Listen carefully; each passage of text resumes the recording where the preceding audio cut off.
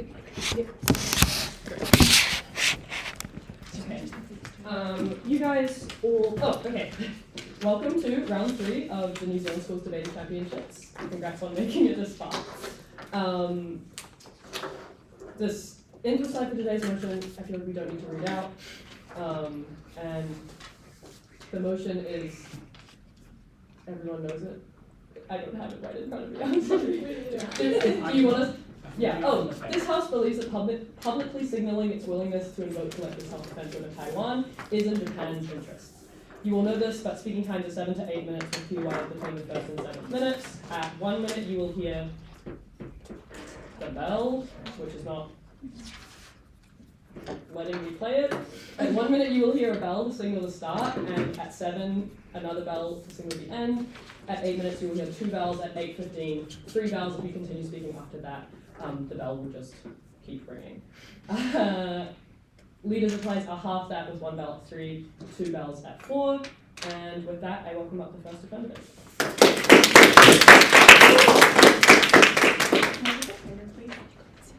I hope so. There it is. It's like water on the table.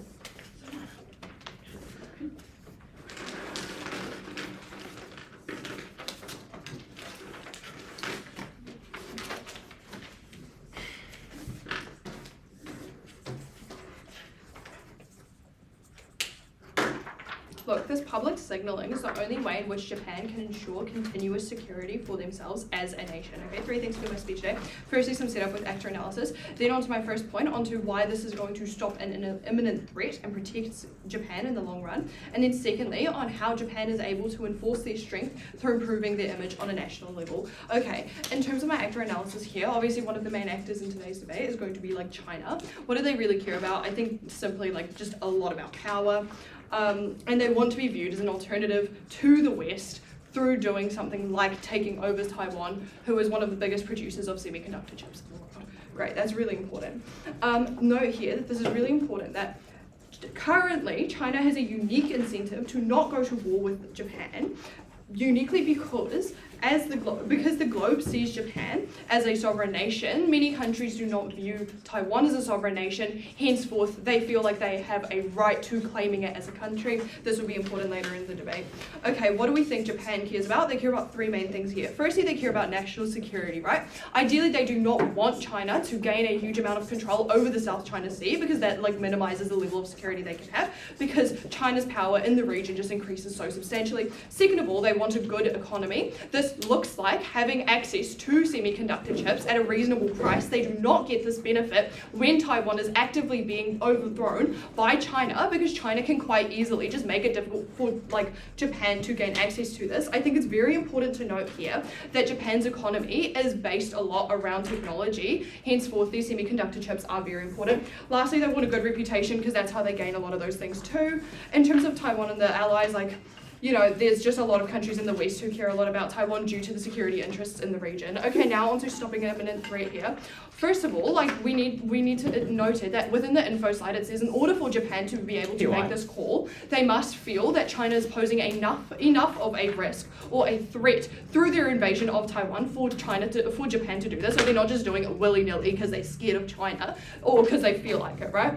But here are some structural reasons to why they feel like China could pose a threat through doing this, right? First of all, like I've already flagged to you, this gives China unique control over things like the South China Sea, right? This is uniquely harmful in this debate, or to Japan, because it's a huge body of water. They can control what ships are moving through there, and therefore they can control what ships are reaching countries like Japan and their allies through Asia. This is really, really bad, because we know already that China is not that scared of acting in extreme ways towards Japan, where we see they just stopped selling them rare earth minerals simply because there was a fisherman caught in their seas. Like, this is like clearly shows China is very comfortable with influencing this. I think this is really bad.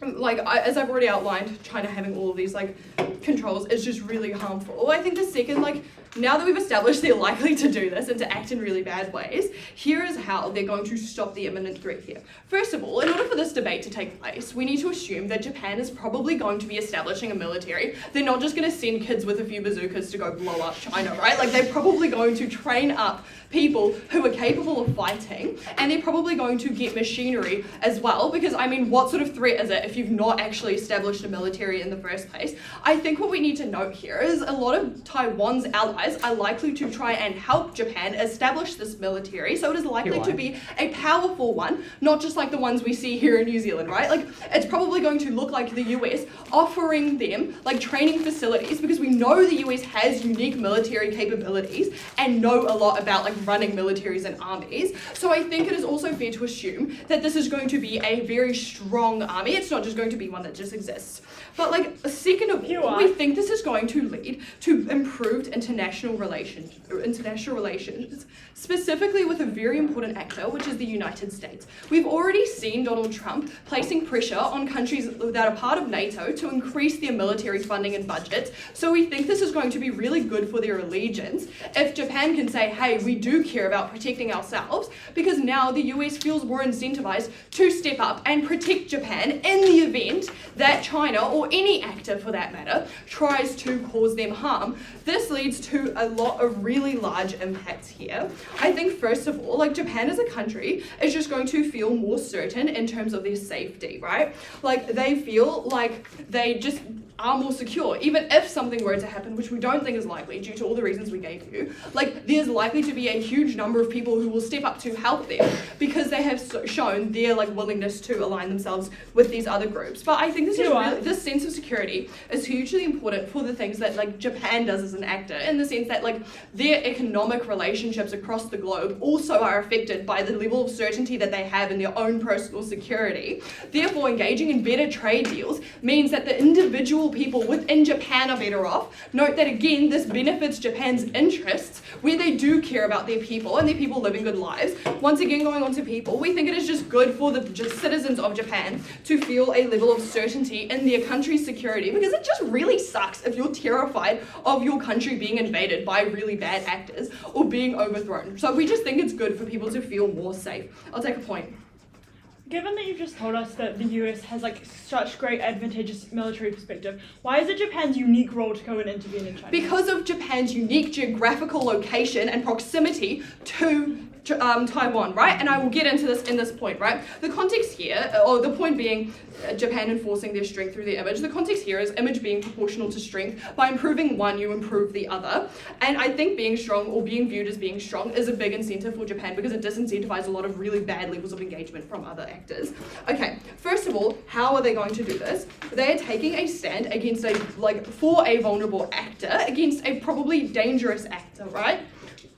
Two scenarios here. Note this is my response to the POI. The first is that Japan is likely to be one of the first countries to step up to come and help Taiwan, because it is quite easy for them to send military campaigns there because of their geographical proximity. Therefore, it is their unique responsibility, because they are aligned with the West, like a country like Taiwan. They are aligned with the other countries that will eventually step in to help Taiwan. But we think it is very important if Japan is able to be one of the first responders, because they just look pretty good, right? I think it's pretty awesome to be able to say, hey, we were the first people to start sending people to defend you. This is overall going to lead to a much greater impact that I will explain to you later. But I think second of all, the second scenario here is, even if Japan isn't the first country to arrive, it is still good, because they uniquely are standing for Taiwan's sovereignty as a nation. This means that they are directly aligning themselves with the West. Note that these laws came into play because the West felt like Japan was not on their side during World War II. Therefore, it is going to improve their image, right? But the second way in which this benefits their image and makes them look stronger is they're saying they're not going to be bullied, right? They're no longer going to just not have a military at all. They are saying, we will establish one and still follow your guidelines, but we are also standing up for ourselves. Again, this is really important, because if that is viewed as stronger, the overall levels of engagement which they can get through international relationships will just be better, because other countries don't necessarily feel like they can take advantage of these individuals so easily. And then lastly, I think this is very important, because because uniquely, with this public signaling, no one around the world feels like this is happening in secret. This makes them look uniquely good because they feel like you are working alongside the allies rather than trying to undermine them in any sort of way, which means misinterpretations and confusions around the establishment of this military are just massively avoided. Note these impacts are really large for Japan because of the extent to which they reach. That is why we're so proud to affirm.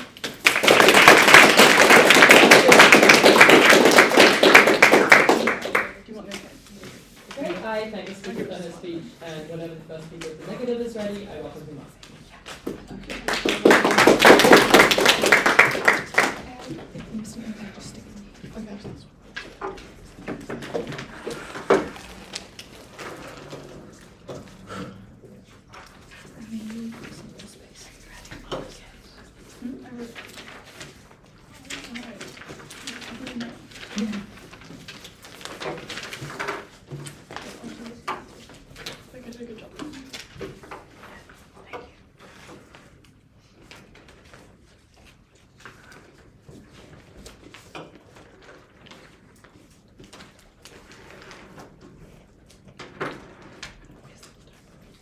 I think that Japan currently has the benefit of being in a very unique position. And that is because they have spent the last 80 years building up an image as a pacifist, as a country without an army, as a country that doesn't embroil itself in the day-to-day of geopolitics. I think that is something that has led to incredible prosperity for them, that aligns with the values of their people. I don't think that is something we can give up for simply arriving in Taiwan 3 hours before the US can. Okay, I'm going to start with a tiny piece of extraneous rebuttal, then some setup, then 2 points for you. Firstly, why we think maintaining the principle of pacifism is so important, and secondly, why we think this worsens our economic ties in the short term. Safana is then going to explain to you why we get better soft power.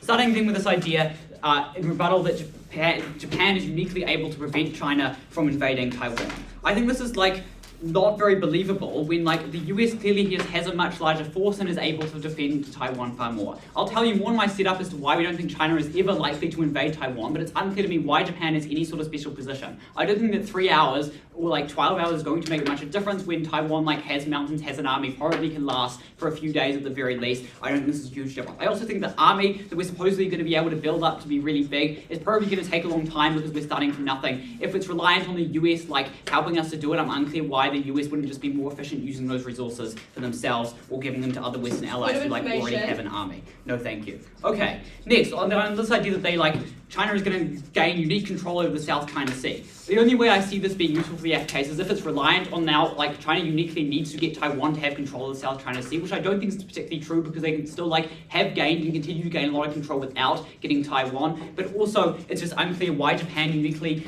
is going to have such a big army that they're going to manage to stop China, which has 1 billion people and many trillions of dollars to pour into their war machine. Okay, I'll take that PY now. Okay, so we literally tell you that Japan is closer, even if it is just a few hours. Do you not think that that is more benefit than having to wait 12 hours after a war begins for the US to show up with their armies? No, because I don't think Taiwan's going to fall in 12 hours. Right, what do we think the interests of Japan are? I think fundamentally it's economic growth, but it's also the stability and the peace that we have worked for so long to build up that's going to feed into our economic growth, that's going to feed into our world image. Okay, next, what do we think Japan looks like right now? I think our geopolitics is one, as I told you, where we maintain pacifism, where we don't have an army, where it says in our constitution that we're not going to have an army. I think we have a very special position. Okay. Next, the idea that Japan's image is inherently linked to strength because, the West see them as not helping them out in World War II. I think that's probably just something that we don't really buy anymore because Japan has been such a, stable ally for a long time and just doing its own thing. The West, largely buys that they're pretty chill and is willing to trade with them. I don't think this is likely going to change. Next, talking about the incentives on China. Note that China does not want to go to war. Why? Because China makes all of their money from trading with other people. They are incredibly export-driven economy. They want access to other markets. I think they uniquely manage to maintain these markets when they are seen as a relatively stable, good global player, something that they are trying to push because they have this long-term thinking that they get from all of their Communist Party government systems that they uniquely try to maintain. I think if they go and start launching wars against Taiwan or against Japan, they give all of this up. They are incredibly vulnerable to lots of sanctions that are going to be put on them by Western countries in the same way those sanctions were put on Russia when they invaded another sovereign state, in the same way those sanctions were put on other countries that don't play by the liberal world order. I think China will suffer greatly when they're no longer able to sell all their goods to all of the rich Western countries that have been buying them for a very, very long time. Okay. Secondly, note that I think China is an incredibly rational actor because they have like lots of governance systems and lots of levels and lots of people engaged in the party, and thus they're not going to do random things just because they like patriotically want to get Taiwan if it's going to be so bad for them economically. Moving then to my first point on why I think we should need to defend this principle of pacifism. Why does this principle matter? A bunch of mix for you. Firstly, note that it's in the Constitution, which I think is pretty clear evidence that we care about it quite a lot as a country. Secondly, note that I think when Japan announced that they were going to go do this, there were huge protests in the streets from Japanese saying, we don't want to build up an army, this is going to be really bad, right? It's clearly very important. Note that this principle was brought in after the aftermath of World War II from people who lived through the bombings of Hiroshima and Nagasaki and saw the toll that war can take and wanted to make sure that never happens. I think this means that any risk of conflict, of war, of militarism is massively objected to by Japan and should be weighed very, very highly. But thirdly, note that I think pacifism is deeply ingrained in Japanese culture. I think there are very few protests that happen because they value social harmony. That's why the protests in response to this declaration that we're going to make a war alliance was so massive and so important. Know that I think that people in Japanese culture try to avoid conflict. They value their authority and they are silent when they take public transport because they value harmony. They value this concept of pacifism. Okay. But fourthly, I think that Japan massively believes in a world order where pacifism is upheld, where conflict is not settled through war. I think that it sees itself as playing a role in making sure that countries try to avoid war as much as possible. They believe heavily in this principle on a geopolitical level. Finally, I think that the image of pacifism is deeply important to them economically. People invest in Japan because it is stable, because it has a democracy that is seen as very reliable and doesn't have like massive swings across the political spectrum, because they've maintained such a simple stance on geopolitics that they're going to try and keep themselves out of it and just do economic trading, right? I think this works probably as a consequence of this argument, as I'm going to tell you, but it shows you why this principle of pacifism is so important. Okay. Given this principle is important, why do we think it is crucial to keep it up? Why do we think that this is crucial in undermining it? Note that I think it creates a clear shift in Japan's geopolitical policy towards being reactionary, and towards embroiling ourselves in global politics, giving a political signal that we are willing to go and fight wars that aren't even in self-defense, that aren't even strictly necessary, rather than try to keep out of it, right? But notably, I also think that it undermines the social cohesion of Japan and the stability, because it is going directly against what clearly the people object to so highly, and it is thus the government betraying their people's wishes. Okay. Why do I think it's so important that we maintain this principle, even if the change that we have to it is so tiny here? Because note that I think as soon as we start to undermine our image of pacifism, it is very, very hard to get back. Because in a world that is increasingly becoming polar and that is increasingly becoming fraught, to try and stay neutral, to try and not get involved in this, I think is going to be very difficult to try and maintain. I think it has taken 80 years to build up Japan's image to where it is now. By going back on that, countries can no longer trust that, China can no longer trust that Japan isn't always going to side with its Western allies. Countries can no longer trust that Japan is always going to be neutral and there for them. I think there are so many bad outcomes that stem from the breaking this principle. I don't think we can even infringe on it the tiniest bit. Moving then into my second point on why I think this worsens our economic ties in the short term. Note that I think Japan does a bunch of really advanced, high-tech manufacturing in which they are incredibly specialised. I think no country, not even China, tends to fill these same niches of making really high-tech washing machines or things, because they do uniquely good manufacturing with special technology that they have. I don't think other countries can do this. I think this means that they want to export this to countries, and they have a large number of countries where they can export it to. I think they are best able to access the variety of these countries when they stay neutral. Because notably, I think China provides a massive market for this, and as they told you on AF, China is not beyond willing to take economic measures to try and to play geopolitical games, because I think that's notably on a much lower level than going and invading a country which is probably going to cut off economic ties to the US while doing economic stuff isn't. So I think China is probably very willing to impose part sanctions on Japan in response to this. They're probably very likely to, because they're willing to pay economic gains. They're willing to refringe on the trade agreements we have with them, willing to buy less of our stuff. Note that I think the West is not going to just suddenly stop buying all of our stuff if we don't go inside with them, because they have continued to buy all of Japan's technology over the last 80 years when we have maintained a neutral stance, because they recognize that Japan has a very unique historical reason for this. They're kind of chill with this. I don't think this is going to massively change. So, I think the instability that this move is going to create, I think the signaling that it's going to do that undermines our pacifism is going to massively impact us economically now and principally forever.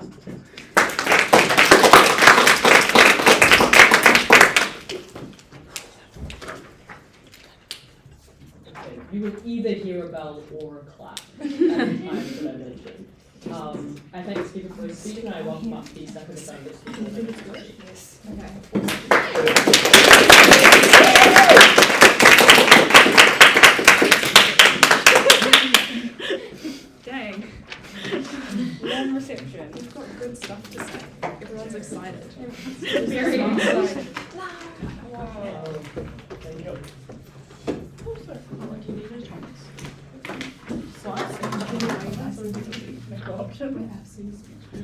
talk to Tom.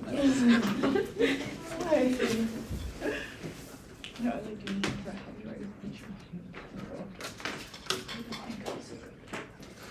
I'm so confused by your question. It's okay. Okay, I'll begin my speech in 3, 2, 1. Intrinsically, Japan cares a lot about its relations with its European and Western allies, such as the USA, UK, and Germany. If they fall short of the duties they have to these countries and the duty they have to maintain their exports, which I think was completely underrepresented on their side, they completely fall short of 1, their economic capabilities, secondly, their personal incentives, and thirdly, there are other incentives that revolve around the fact that they would like to militarize, and I have a few reasons integrated into why that is true. A few things for you in this debate. Firstly, I will run over some issues I find on their setup, then move on to my 2 points of clash which I've identified so far, which focuses on the principle of pacifism and then economic power, and then I'll move on to my main split point, which is why Japan should stand up to / put pressure on China specifically as an actor. So what do we hear at their setup that I find issues with? Firstly, we hear that Japan is a pacifist with little political views that are not aligned with pacifism. I don't think this is true, and I have 2 main reasons for this. Firstly, since we can see in the motion that the government has changed Article 9 in order to include the fact that they could militarize, it obviously shows that they have some incentive, and quite a large incentive, to be able to militarize because they've been so undermined for such a long time. Secondly, World War II was the reason that they had their army mitigated. They were pretty much told to by the other countries in order to seem like less of a threat, which therefore means that they did not choose to have less of an army, they were forced to, which means they obviously want to militarize. Secondly, we hear that there are huge interests of Japan to be pacifist outside of political views, but morally. I don't think this is true because they don't want to be perceived as weak, right? In World War II, the Japanese people would rather die than surrender because they wanted it to be perceived as very, very strong and wanted to be perceived as obviously important on a global stage. They care about alliances with countries that are going to represent them and uplift them in their culture, which means that they don't care as much as they would like to say about being pacifist, as I've already flagged to you in their military incentives. Lastly, we hear that China does not want to be at war. I think this is completely ludicrous, right? I think China is an antagonist, and we can see this through the Railroad Initiative, where they purposely integrated themselves into other countries' infrastructure in order to gain power through those things, right? They did not do that out of the kindness of their hearts. They did that so that they could have power. And I don't think they are at all out of the realm of starting a war for something they want, which is Taiwan, which they have so pushed forward that they need it because it's part of their incentive. They're not just going to drop this, right? I also think that they want power, and obviously the South China Sea and the 9-dot line is super, super important to them because if they don't have full control over that, they don't have full control over their exports, which is their main economic strength. So now I'll be moving on to my first point of clash I've identified on the principle of pacifism. So what do we hear first?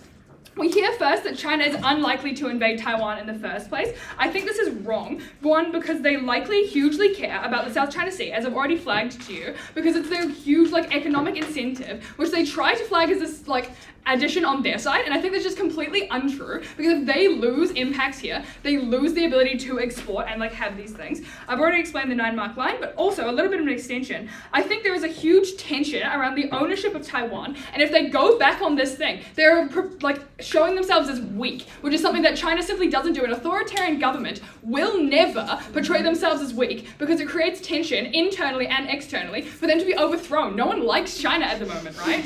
Okay, I think, secondly, we hear that in the Constitution, it's a personal value, it's in the Japanese Constitution that we don't have a military. I've already flagged to you that this was not because they stopped wanting a military. This was because of World War II, and right now, I think it's very, very important because of the economic, center of the world at the moment, that they want to appear better for their allies. I think places like America are actively trying to axe as many allies as they can, and they're doing some really, really, confusing things around IR. And if Japan can flag themselves as actually super, super important and militarizing, they can get that favor of America, which is super, super important because right now America is one of the biggest stakeholders in international relations, right? Okay, next I'll move on to the next thing they say, which is economic incentive to be a pacifist. I think that this is completely fundamentally not true because 1, the economy hinges on allies, right? The Japanese export market relies a lot on the Western world, and if they don't have Western exports, they lose a good 60% of the amount that they can export, which means they also have an economic incentive to protect Taiwan because as they flagged for us, Japan is a hugely technological country, and if we don't have that technology coming from Taiwan, what are they going to export in the first first place. Secondly, Taiwan's tech stuff is super, super influential, and I want to flag that without this stuff, they actually fundamentally can't build things without superconductors. Okay, last thing on this point of clash. We're told that it undermines cohesion, right? Like doing this would undermine Japanese cohesion. I think Japanese people are hugely patriotic, as I've already flagged with the World War II example, and the government. They're super integrated between the people and the government. They don't have a huge disconnect like a place like China does, where it's what the government says and the people want. They're a democracy. The people are aligned with what the government wants. And if the government is changing the constitution, these people voted in this government. They must somewhat care about it. And it's people care about Taiwan because they have this relation in proximity. I'll take a point before I move on. Oh, given that all of these burdens of removing the army was pushed on by Western allies post World War II, do you think that they're going to be very appreciative when Japan starts rebuilding their army, considering they're the ones who told them to remove it in the first place? Yes, absolutely, 100%. I do think they will, and I say this because it's in their best interest to not have China overtake Taiwan, because Western countries hate China because they mitigate the living heck out of everything that the European and Western people want, right? So I think this is a change of pace, and we aren't still hinging on what World War II did. We're hinging on the new government and what happens. So I'll quickly touch on the second point of clash around economic power. We're only really told one main push here, right? We're told that it worsens manufacturing because it minimizes export to China. I think one, Japan exports way more to its allies, which we already explained we protect and therefore enforce. And secondly, we're told, I think we need Taiwan's tech to make stuff, as I've already said, but finally, as an extension, I think allies will buy more of our stuff that we can't sell to China, which I don't think is as big of an export as they push. I've already flagged to you that about 60% of their stuff is sold to other places in the West. And I think they'll buy more stuff because they're actively militarizing in the interests of the US, in the interests of Germany and the UK, which means that they obviously want to support that. And Trump has already flagged that he wants to support extra stuff. And as a side note here, China has a struggling economy and can't afford to push a bunch of sanctions over the long term, especially if they're going to be at war with Taiwan. Now I'll move on to my main split point, which focuses on why Japan should stand up and put pressure on China specifically as an actor. So what's the context here? China is a notoriously self-serving, cruel actor. It has a lot of distrust in the West, and it has a lot of distrust in its non-allies, right? I think it's incentivized mostly by power, as it is a corrupt authoritarian government, and there's the intrinsic center that they have, right? Japan is close allies with countries in the West, such as the USA, UK, and Germany, as I've flagged. So what are our main mechanisms here? Firstly, Japan politically opposes China in terms of policy. One is authoritarian, one is democratic, which means that they have a positive internal political interest to uplift their views and uplift the view of their people, because that's what they've been voted in to do. Citizens feel secure in democracy, and Japan follows a long-standing political belief that has been here for years, since World War II ended, and we can have military again, which then enforces this government's purpose. I think the purpose of this is to militarize, and they have wanted to militarize for a long time, and this gives them the incentive and the reason to militarize, right? So they're obviously going to take up the opportunity, which means it's in Japan's best interests. My final mechanism here is that this law exists because Japan was once a dictatorship. It isn't anymore, which means it's going to make smarter and better decisions. This is a way to make up for past mistakes and redirect incentives to go against a cruel country like China.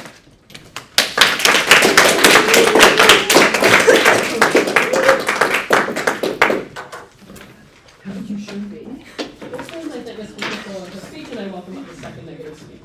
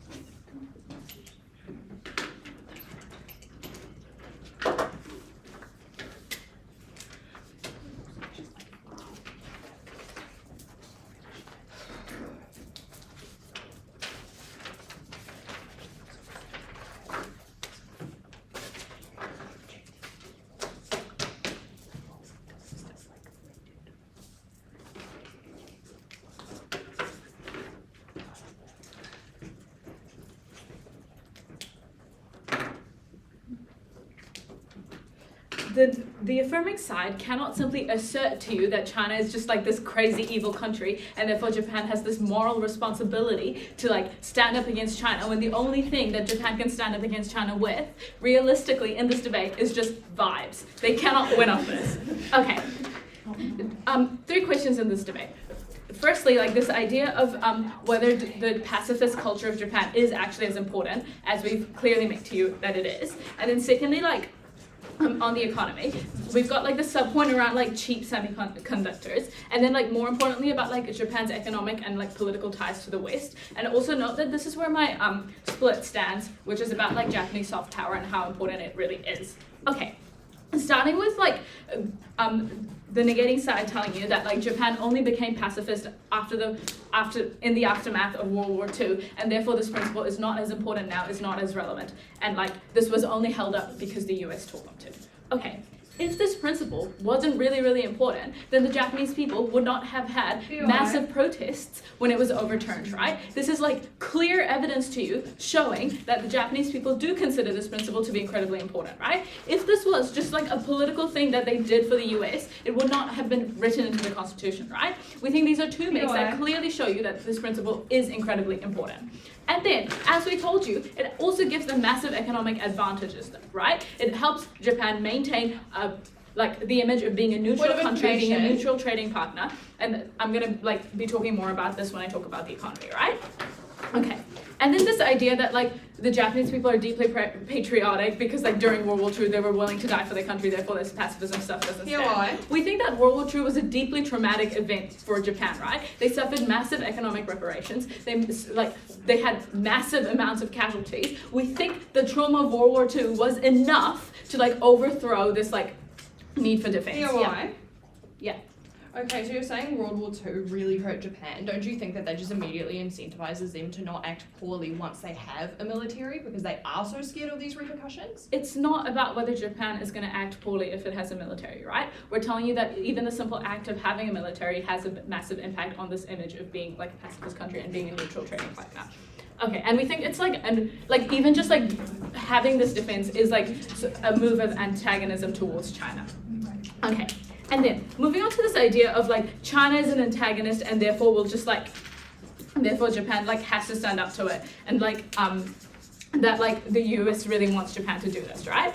Okay, firstly, we've told you that China has some massive economic like incentives to not go invade Taiwan right now, right? If they've made out to you why like having Taiwan is really important to China, they're not invading Taiwan right now, right? That means there's clearly reasons as to why they don't want to do this. We think it is unfair of them to assert that China will just simply do this because China is power hungry, right? We think that like the Chinese government also like cares about like being able to export to like all the countries that they export to because their economy is like entirely export oriented, right? And then secondly, like this idea that the Chinese government doesn't want to be seen as weak and will therefore one day invade Taiwan is just not true, right? Because if they are to invade Taiwan, they have to deal with the US and then they will not immediately win this fight, right? Like this is like true fact, and therefore they are more likely to be seen as weak when they get embroiled in this conflict, have to spend lots of money on it, lots of the Chinese military dies in this conflict. We think this shows them as more weak, and therefore they're less likely to do this. Point of information. No. Okay. And then this idea that like Japan is like just politically against China because Japan's a democracy and China's an authoritarian state, and therefore Japan now has this like incentive to therefore like be ops with China. It's just like not true, right? We don't think that like the Japanese like Japan having this like defense for Taiwan is enough to like have any impact on the politics of China, and therefore like Japan does not see this as an incentive, right? Okay, and then moving on to like the economy, moving on to like this like sub point around semiconductors, right? Okay, firstly, as we told you, like any defense that Japan makes for Taiwan is not going to be significantly more effective than any defense that the US could have, right? Therefore, Japan actually has like no impact whatsoever on the price of semiconductors in the event that like China makes them really expensive for Japan, right? But even if you believe that one day China will like invade Taiwan, we think it's probably a hell of a lot easier for them to get cheap semiconductors from Taiwan if like they haven't clearly shown China that like, you know, we're ops with you. Okay. And then this like idea of like Japan Point. having, and then moving on to like the economy and like this idea that Japan has like a really big incentive to like show the US that we're militarily like aligned with you, right? Okay. Japan's economic exports to the West happened for 80 years after World War II without them having this defense pact, right? This clearly shows that the Western countries don't care if Japan is like going to militarize for them, right? They've like clearly proven this to you. We think that like Japanese trade is like valuable enough to Western countries. Also, it's because it's like an expectation that they never had. It is not one they're like expecting Japan to uphold, right? And then secondly, just this idea that the US is like axing allies right now, and therefore Japan needs to like hold on to this relationship. Okay, we think Trump is like a highly irrational actor, right? He's not like a good representation of how like diplomatic relationships work in the world, and therefore we don't think it's fair to say that like Japan should make this massive move, and the only push to do it being that like Trump is like axing allies right now, because he's axing every ally right now. We don't think Japan is significantly able to change this. And then secondly, we think that like Word of information.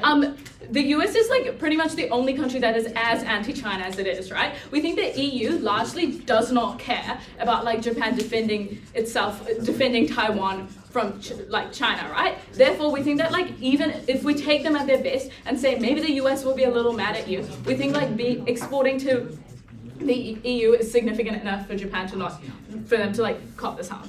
Okay, and then just like this idea that like Point. I think ultimately being neutral is just like significantly more efficient for their economy. And that moves me on to my split, which is regarding Japanese soft power, right? We think Japan has unique soft power. After World War II, they spent a lot of money building this up, right? Like, we gave you the example of pacifism, but they also like cleared their image from like the war crime country to the country with lots of cool culture, right? We think this is actually really significant for this debate, because most people associate like Japan with its culture, right? With like manga and anime being like the majority of all the stuff that is watched by anyone in the world. And we think that like Japanese tourism is also a really big deal, right? We think that like check your friends' highlights, they probably went to Japan at some point. We think that like they get a lot of money from this tourism and this cultural export, right? And we think they have to like, to some degree, the affirming side has to admit that they lose some of this, right? We think like, to begin with, the Chinese government does such heavy censorship that they immediately lose a market of 1 billion people for like the manga and anime. And we think this is a big like economic like advantage for Japan, and we think that is not like a harm that they want to cop, because they absolutely get no benefits that they've been able to prove. Okay, and we think like in an increasingly turbulent world, being seen as like a country that would never be at war is actually really helpful for your tourism. We don't think they want to lose even a little bit of this. We admit that like this change may be small, but they're still not willing to lose this because there's like no benefits that the negating side can weigh with this. And then we think that like Japan like stepping away from like the neutral position that they've held for the past 80 years will be a really big like part of the news, will be something that people notice, and therefore like they will lose a lot of it.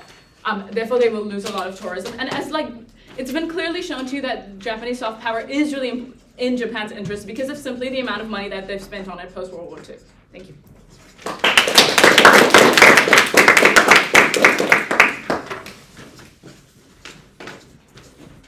Also, I'd like to speak for her speech, and whenever the further speaker is ready, I will interrupt.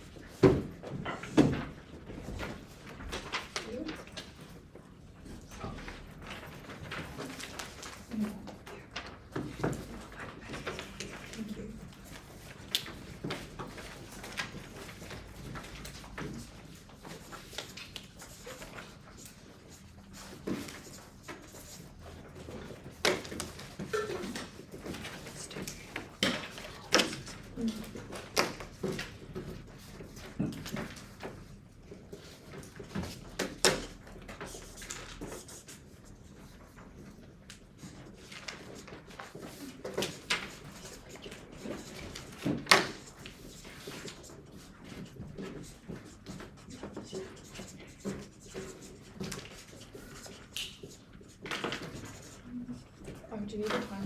Yeah.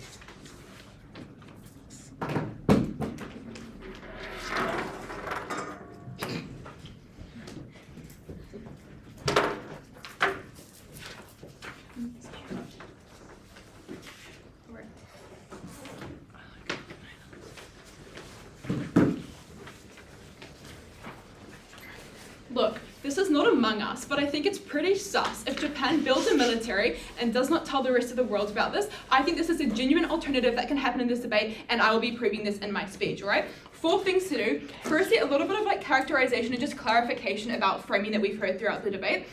Secondly, a point of clash around the economy. Then I'll be comparing that to our material on security. And then lastly, about pacifism, right?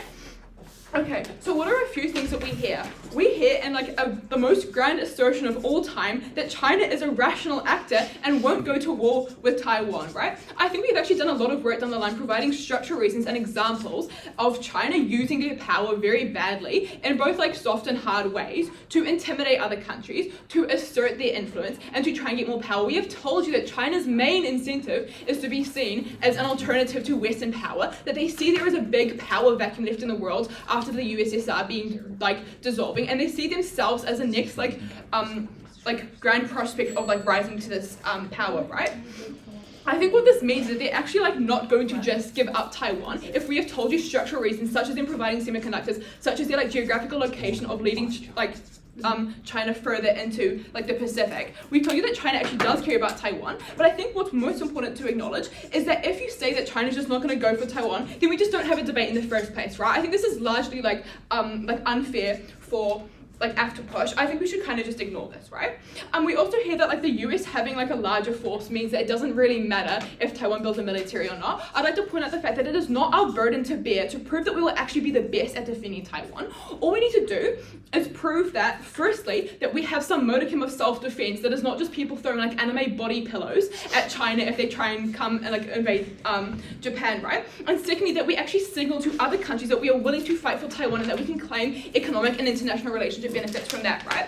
All right, so let's look at the economy. Alright, so we hear like from both sides that Japan does high-tech manufacturing, and as Meg says, this is something that nobody else does, right? I think Eddie's done a little bit of work on this, but I think I'd also just like to flip this to say, like, this is why Japan cares so much about Taiwan, right? But I think secondly, this is also why Japan is not going to face these sanctions from the rest of the world for making an army, right? Because if you are the one country who can provide these like overpowered washing machines or whatever like Neg wants you to believe, then there is no reason for any of these other countries to actually like cut you out of their economic circles entirely, right? I think this means that there's actually not much that the rest of the world can do apart from like actually go and initiate a war with Japan if Japan does decide to do this, right? I think this means that Japan maybe does have an incentive to just like do this collective defense, but maybe just like not tell anybody else, right? But I think that is uniquely bad because then if anybody else does find out, like as we have brought to you at first, and they're like increasingly suspicious of Japan due to their history, right? We also hear like from second speaker this push for like tourism, right? I think firstly you just get less tourism when you're busy being invaded, right? Because if China goes and gets Taiwan and then goes in to invade Japan, it's pretty hard to say, yeah, like come watch anime. Oh, also you might just get like bombed in the middle of the convention, right? And I think secondly, in reality, Japan is not going to be a country that is never going to be at war, right? Like I just don't think this is realistic. The fact that they've been involved in wars in the past and that they're like literally actively being threatened with war right now just kind of like negates this, right? Yeah. I think additionally, when we look at Japan having built up its soft power over years, we can flip this material when we tell that it's actually quite hard to just get rid of. If other countries can look at Japan, can see China as a viable threat, which many countries actually do. They are very suspicious of China, and so I don't think that Japan building a military in self-defense is actually going to be enough to get rid of the soft power that Nick claims they have. I think lastly, when you look at like getting cheaper semiconductors, like we've pointed out to you before, that China and Japan have had some historic beef. Like they're probably not the best of friends right now. And secondly, because China wants power and influence, they don't actually have any reason to sell these semiconductors any cheaper than they are currently. I don't think Japan actually benefits anything from this. I think they get more damages, such as like, I don't know, having this really authoritarian, like powerful state being like right at your front doorstep, right? I think what we need to weigh this on is the certainty. I think what this means is that Japan has a large incentive to build a military. They don't have a large disincentive not to do this. This means that they are going to do this. That means that the best way to do this is to publicly declare to the rest of the world, this is what you're doing, so you can get support from the rest of your allies, and so that you can like not be bombed, right? PY. Yeah, I'll take that. What's stopping China from already invading Japan if they have such an incentive? well, yeah, they do have an incentive not to invade Japan, but what I'm saying is that, I don't know, maybe they go and invade Taiwan and then they get maybe more capabilities to be able to invade Japan. The point is, like, Japan is not invading anybody in this, right? Japan is coming to the defense of themselves because Taiwan are the ones, like, being provoked, right? So now I just like to look at the tipping point for security, because I think this is something that we have pushed, and both teams have agreed is very important, but we like to say that this is, like, one of our main pathways to victory, and what I think is really important, right? Both sides have agreed that Trump is irrational and currently acting allies, but we think what this means is that Japan is willing to do anything they can to cement this alliance. They are willing to show their ability to stand up for Taiwan, who is so important to the rest of the Western world. They are willing to take this stand on a global stage because, yes, there have been, like, lots of suspicions about them in the past due to, like, I don't know, being involved with the Nazis and everything, right? I think that if you believe there's even a slight chance of Japan being invaded, this is enough of an incentive for Japan to want to build a military, to want to actually defend their citizens, because I'm sorry, any single advantage that Nick can claim is completely outweighed if your country is invaded and everybody dies, right? I think this is such a big threat, they will engage in collective defense. I think what you should weigh this on is the time over long term, right? Because when the entire security of your country is threatened, this is such like a massive scale of harm over such a long time. Like, this is just such a massive incentive. And because now Japan does have the capability to do this, this means that they will want to actually like create this military, right? And so lastly, let's look at pacifism, because this has been like their main push. And so I think if I can mitigate it, they don't really have anything left to win this debate, right? I think they give you a lot of like really weird reasons as to why Japan is pacifist. Like, firstly, it being in the constitution, despite the fact that our second speaker has pointed out that was forced on them after World War II. I also find it quite interesting how they refuse to acknowledge Japan's history of colonization and the like very violent wars that they have been taking part in for decades and centuries, a longer amount of time than like since it's happened since World War II, right?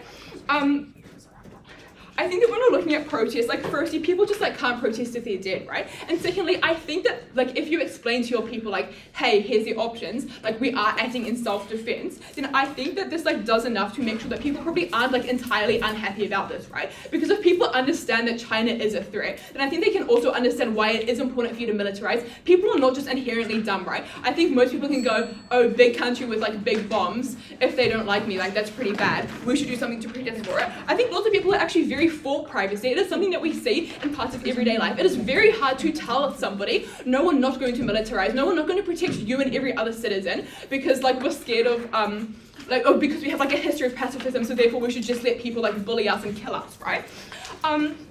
I think it's also important to notice that we are, again, like not provoking or attacking China. This isn't self-defense. This is outlined in the info slide that you hopefully have in front of you, right? Like we've given you lots of reasons why this isn't actually bad for your image if you come out and tell people and be transparent about why you're actually doing this. I think that what this means is that ultimately, by acting in self-defense and by ensuring the security of your entire country, by ensuring that mothers and children are able to like grow up and afford these overpowered washing machines because China hasn't taken over Taiwan and making them like really expensive, that people can come to your anime conventions and just like have a good time without the threat of like China hanging over their heads. This is really important. This is good for Japan. This is everything Japan wants, and this is why we win today's debate.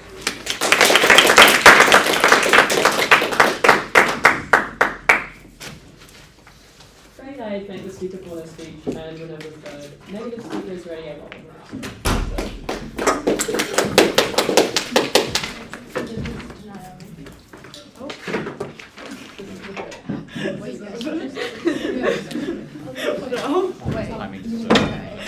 Like 20 minutes of speech.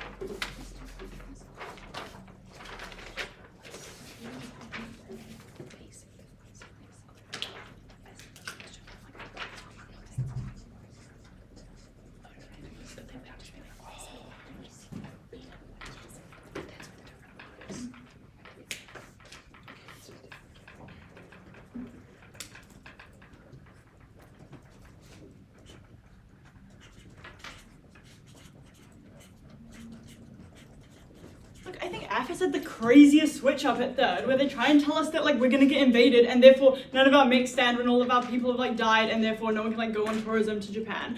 I think this like completely undermines the whole case that we push and like isn't within the like scope of the whole like first half of the debate where we talk about like if going into Taiwan is like advantageous for Japan or not, and if it like aligns with their interests. And I think that this is like so unlikely because it's like because this would even happen. I think that we've had no mechanisms on why this would even happen, but like I think that we can give you one on why it wouldn't. I think that like it's pretty obvious here that like Japan has a lot of allies currently. We think that like when China irrationally like goes and invades them with no justification, we're pretty sure that the US is going to get pretty mad. We think that like their Western allies that they trade with are going to be pretty upset. We think that this is not in China's interest. We think two, Japan has like allies that are going to stop this. We think this is like a 0% shot. Okay. And then secondly, I think like the other thing that they've asserted onto our case is that like we're gonna have like some secret lucrative army instead of just like not having an army. I think it's pretty clear like throughout Thomas and Safana's speeches that we like never asserted having like a secret army, and therefore I don't think you can like hold that within our case. I don't think that stands. I don't think this is should we have a secret army versus having an army. I think it's like should we like tell the public that we have an army and like assert our like dominance on everyone, or should we just like not have an army? Okay. Within my speech, I'm just gonna start by talking about the the economics stuff, because I think this is like actually the most important stuff within this debate, because I think this is like Japan's primary interest and is like what trickles down to the people, and then like and what the things are. And then I'm gonna talk about why our like analysis on pacifism still stands. And then secondly, I'm just gonna like whip a bit of our material. Oh wait, actually first I'm gonna talk about like Taiwan and Chinese power. Sorry. Okay. Firstly, starting with like Chinese power, we low-key think that like Taiwan is like that Japan is using Taiwan to like fearmonger on everyone. We think that like the examples that they give about like doing infrastructure in other countries is to like establish like trading relations with these countries. We think that like when they build a whole bunch of like apartments in Cambodia, this like establishes like incentivizes the like Cambodian government to like go and create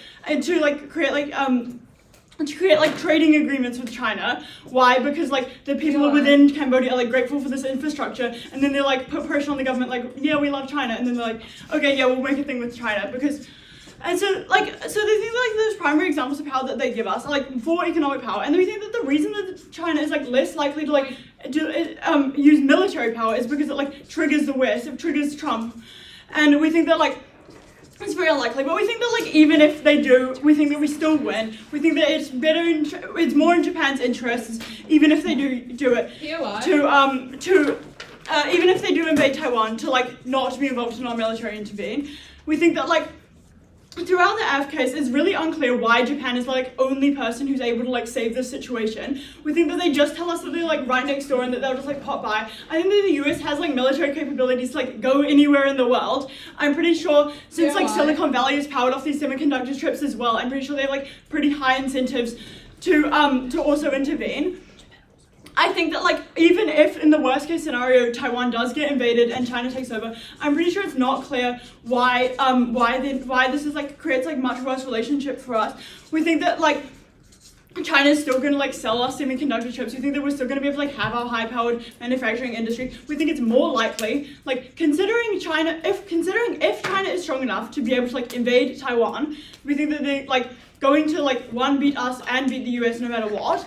Therefore, like we would rather like have a good relationship with China, thus that they sell us their like semiconductor chips and we have like trade alliances within our region. We think that this is pretty intuitive. Yeah, I'll take a POI now. So as a country that is still like recovering from having like a really autocratic leadership, is it not a really bad move for Japan to align yourself with China, like the biggest autocracy in the world right now? No, I think it's fine. I think it's okay. I don't think it's like signaling to your people like, yeah, we hate our democracy and we don't want to keep it. I think it's like signaling to your people that you're making like strategic trade agreements and that you like want to keep up good trade within your region.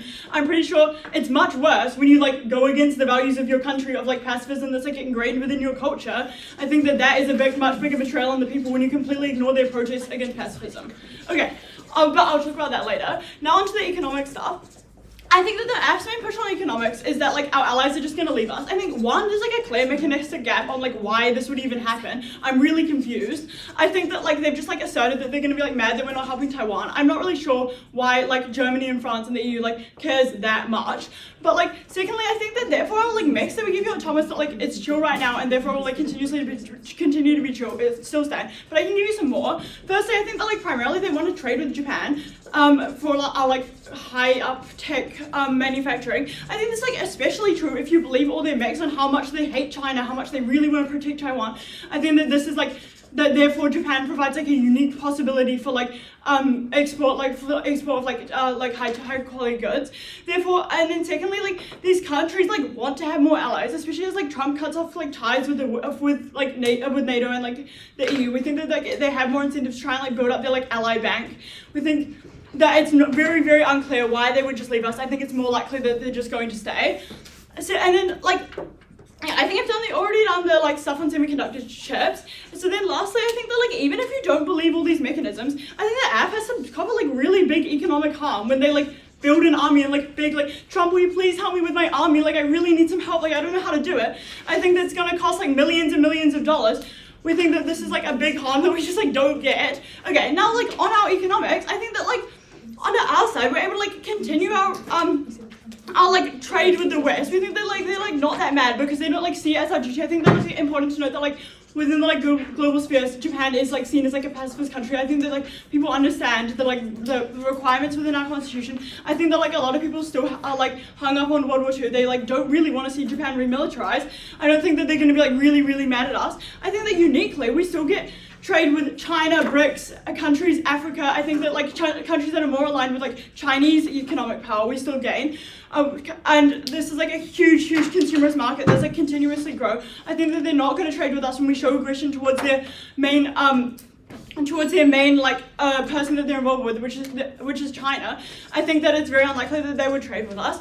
Why? Because I think that China would put a whole bunch of pressure on them to like cut off alliances with Japan, or with Japan because of like this alliance. So therefore, and we think that like people are gonna like stop investing in Japan. We lose our like soft power image of like stability and continuity. We think that like there is no really other economic reason to justify investment with Japan because this is like because like you can do this manufacturing in China, and therefore if Japan is also seen as like an unstable region, which isn't like a beacon for like pacifism, and we think that like. That like people lose the incentive to invest in Japan. We think that our great split at Safana hasn't been properly responded to when you just say no one can go to Japan when they're getting bombed at the anime convention. I'm really confused why we're getting bombed. I don't know. So then therefore I think that we still maintain all of our soft power and influence, which boosts our economic portfolio. We think that we lose that on the other side. I think it's crazy to invest in a war with China under a time of immense stagflation.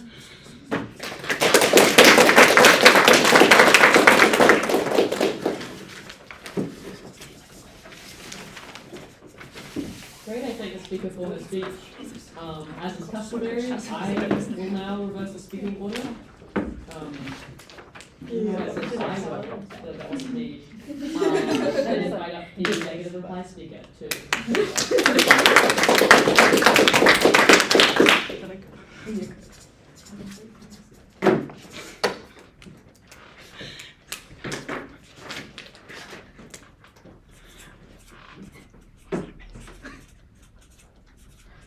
Look, 80 years is a long time. Like, it's a lifetime, it's many generations, it's time enough, I think, for a country to fundamentally change what its population believes in, what its essence is. And so I don't think this debate is happening with the Japan of World War II, where we're still like an emerging democratic state that has to desperately try to like not get anywhere near China. I think it's happening with the Japan of today, which we've told you again and again, does care about pacifism and has a bunch of unique benefits stemming from this. I've got 3 points of clash for you. Firstly, war. Secondly, peace. Thirdly, economic, geopolitical, and soft power ties. Starting with war then. Okay, what's the point of having this army? Because we get two answers here from AF. The first is that it's to defend against Taiwan, which is the main one we get. Note that I think if we've told you that it is very ineffective and makes little difference, which means that the only outcomes, which are like maybe China has less control of the South China Sea or has slightly like more expensive semiconductors if they manage to take over Taiwan, probably get reduced to nothing because Japan actually helping Taiwan, as we've told you, makes very little difference to the impact of this war because Japan just doesn't have that big of an army, it doesn't have any unique capacity to help above and beyond what the huge Western powers like the US can do. I think we've also given you responses as to why we don't really care about like the increased price of semiconductors and why we don't really care if China has increased access of the South China Sea. Okay, the other reason we're here for what the point of having this army is for self-defense of ourselves against China. We never really get good reasons as to why China wants to invade us when I think we gave you great reasons at first and then down the line as to why China doesn't want to invade Japan because they're going to have all of these economic sanctions put on them from the West. I think this is supported by the stuff that F tells us at first when they say that China won't invade Japan because it's a sovereign state and thus they want to because Taiwan is not a sovereign state. I think this tells you that it's incredibly unlikely that China will ever invade Japan. I don't think this, and I also think the self-defense just using the same mix we told you for Taiwan probably doesn't make much difference because the US is equally so much better at defending against China. China is a massive country with a massive army and a massive amounts of money. They can probably just flatten us not very difficultly. Okay, thus we don't think that war happens because China is rational. I think the idea we gave no mix for this is just false. I told you all the way back at first that China is rational because they have a bunch of systems in place, lots of people making decisions. Even if there is war, I don't think we have any difference. I think this falls out. Right, second point of clash, peace. I think we told you that this matters to us. We told you all of the reasons why Japanese society cares about peace, including some that were never rebutted, like the ways in which they avoid conflict within their very society. I think the protests clearly demonstrate that we care about it. Note that I think we gave you lots of weighing down the line as to why breaking this principle is so big, but I'm going to give you a little bit more now. Because I think it's important to note that breaking this principle has a real and felt effect on the experience of Japanese people who are very opposed to it, because they now see, some of their friends and family have to go and join this massive army. They see that the military spending has to happen. They see that there's probably an increased risk of danger to themselves because they feel like they're getting embroiled in these global conflicts, like they're getting some antagonism from China that AF so desperately wants to tell us exists. Okay.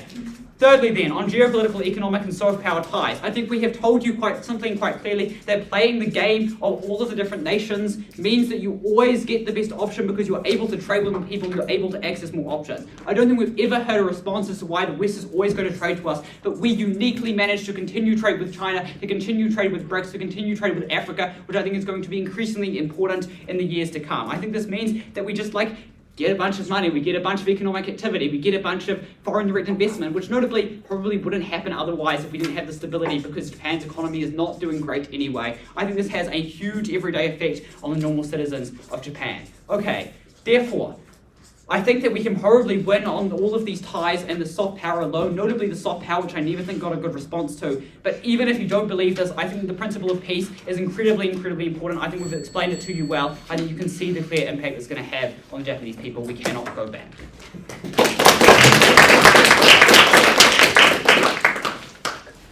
Also, I thank the speaker for his speech, and I will now invite the reply speaker of the affirmative to close off the debate.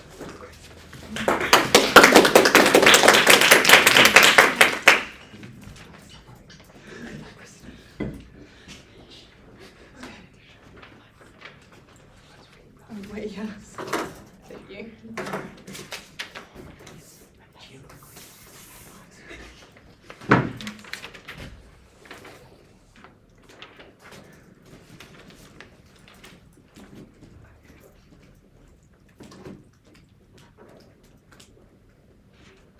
Look, my third speaker got POI'd with a question, why won't China invade Japan if they don't like Japan, right? I literally tell you at first that Japan is recognized as a sovereign state, therefore the threat of them being invaded just isn't what we're weighing in this debate at all, and therefore a lot of their rebuttal is simply mischaracterized since that's never what we tell you in the first place, right? Okay, a few things in my speech. Firstly on pacifism, which I believe to be their most likely pathway to victory. Then I'll be discussing the economy, and then I'll be be discussing security, just quickly, I just want to say, like, a lot of these impacts on these individuals when an army is established that we just heard is completely new substantive, so I don't think that can be weighed whatsoever. Okay, now on to pacifism and how this is the most likely pathway to victory here. What do they tell us? They tell us that there's like a principle and that they've spent a huge amount of time as a country on building this reputation as pacifists. We tell you down the line that the reason that this reputation had to be established in the first place was due to their bad actions during World War II and due to the fact that the West was so fearful of them. This was the only way in which they could establish these strong economic ties. They concede on their side that these strong economic ties have been established, therefore the risk of them just disappearing is just completely non-existent. I think the fact that that's what they keep pushing down the line just means that this can't really be weighed in the debate because a lot of their own mechanisms just work against them, right? We still see these strong economic ties existing. They tell us that Japan has one of the best technological, economies in the world. Why on earth would anyone want to stop just because they're starting to establish a military, which is literally on your political side of the spectrum anyway, right? Like, none of their rebuttal makes any sense. I think this can just be totally weighed out in this debate because we don't really see much of a change in either side of the house. Now onto our main pathway to victory in terms of the economy. Again, I think this was mostly mischaracterized and misframed by their side because we didn't tell you that countries are going to stop aligning themselves with Japan because they're not establishing a military. What we tell you is once they decide to establish this military, countries feel closer to Japan. Countries like the United States, which they for some reason weighed out in this debate, which I think is kind of funny considering we tell you immediately they are the biggest military in the world, therefore they are a really important actor here. This is massive because when you are able to trade more closely to these countries, which I do think we've done sufficient work to prove to you why this is likely to happen, we just claim a huge scale of benefit. This is unique to our side because though it might not be horrendous under their side, this is just an immediate benefit. It doesn't have to be huge for it to be a benefit under our side. We don't have to see bajillions of dollars coming into Japan now because they've established this military. All we need to see is a couple of extra trade deals being established for the benefit of the country as a whole, right?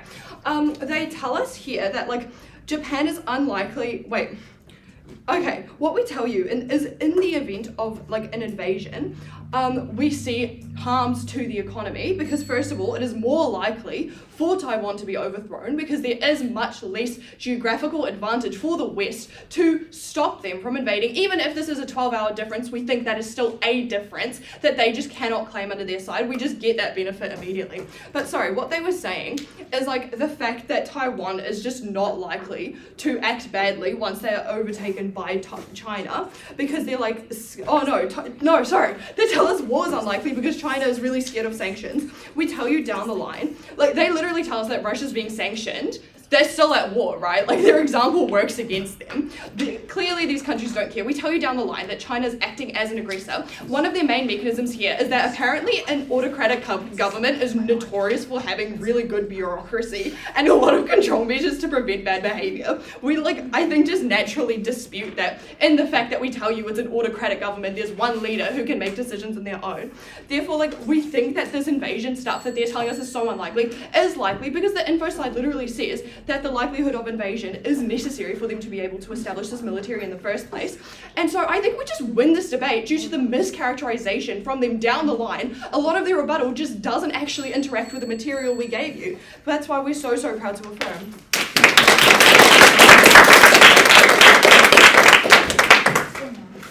Thanks, everyone.